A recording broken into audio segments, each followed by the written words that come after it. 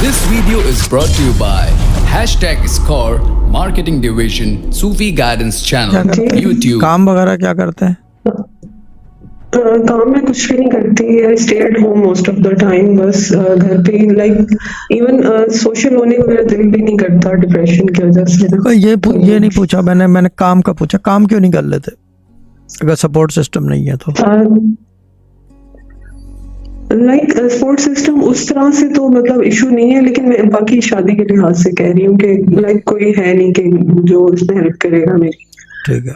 हर like बहन भाई अपनी लाइफ में बिजी हैं, तो इस हवाले से मैं कह रही हूँ कि कोई हेल्प नहीं है मेरे पास। तो फिर हेल्प योरसेल्फ, काम करना शुरू करें। जॉब्स के लिए आप कह रहे हैं मुझे, तो चले मैं वो अप्लाई कर दूंगी डिफरेंट जगह। हाँ, नौकरी करें। मतलब इतना उस समय मेरा इतना इंक्लिनेशन है नहीं अब कि मैं जॉब्स करूं जाके। और घर से निकलेंगे डिप्रेशन खत्म होगी, घर से निकलेंगे डिप्रेशन खत्म होगी, पॉजिटिविटी पैदा होगी, तो शादी का भी हो जाएगा। घर में बैठे बैठे कोड़ने से बेहतर है जाके 4 पैसे कमा लो, बाहर 4 आदमियों से भी मिलोगे, नए फ्रेंड्स भी बन जाएंगे, लड़कियां और ये वो जैसे होता है कोलीग्स। ठीक है ना जी।